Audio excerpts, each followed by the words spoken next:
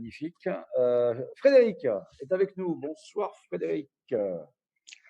Oui, bonsoir. Bonsoir à toutes. Bonsoir à tous. Bonsoir Alain.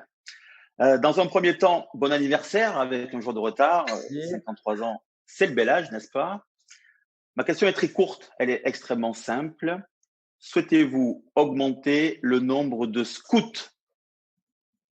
Alors, les scouts, ce sont ceux qui sont recruteurs de repérer des joueurs partout en Europe, dans le monde, en France d'abord. J'arrive, je vois. Moi, j'estime qu'il y a assez de scouts. Voilà. Mais il y a deux parties de scouting. Ouais. Il y a pour les professionnels et pour la préformation et pour les jeunes. Voilà. Sur les pros, on est suffisamment.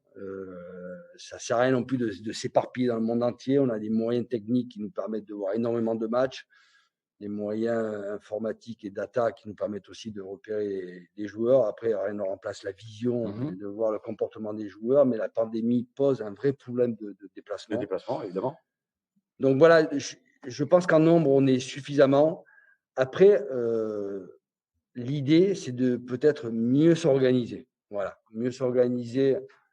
Sur les pros, on l'est, même si c'est sûrement à revoir, mais peut-être davantage sur les jeunes, sur la préformation. On a du monde. Il faut, la Nouvelle-Aquitaine s'est agrandie, donc il va falloir peut-être retisser un maillage de recruteurs un peu différent que ce qui a été fait par le passé pour tenter d'attirer le maximum de joueurs de la Nouvelle-Aquitaine chez nous.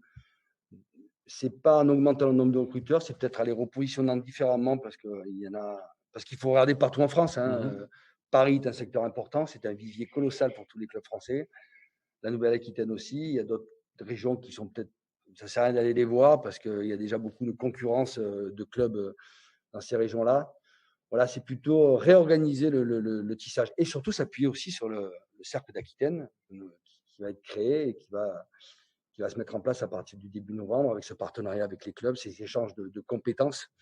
Et ça, c'est un vrai apport supplémentaire même pour le recrutement, puisqu'il y aura des connexions importantes avec ces clubs-là qui vont nous alerter sur les meilleurs joueurs de leur formation. Et nous, on organisera des détections. Donc, le nombre ne fait pas souvent l'efficacité. C'est comment mieux positionner peut-être les gens. Voilà. Le pôle espoir aussi.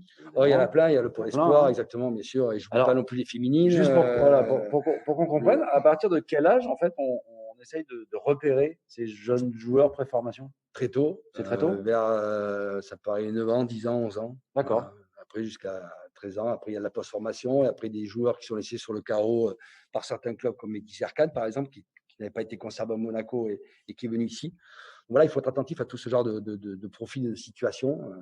On appelle ça la post-formation aussi. Voilà, des gens qui ne veulent pas signer des contrats apprentis, des contrats professionnels à la fin de leur contrat apprenti.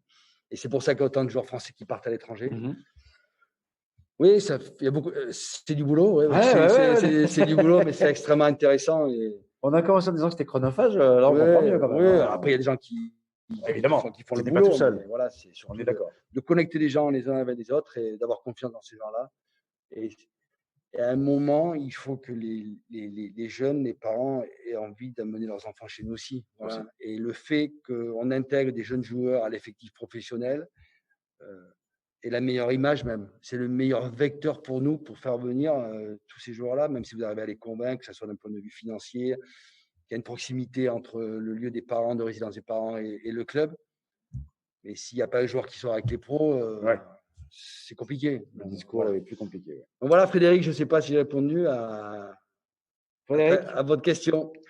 Oui, vous avez parfaitement répondu à la question. Ce qui est important, bien entendu, c'est plus la qualité que la quantité. Mais ce qui me plaît dans votre réponse, c'est que le sujet, il est maîtrisé.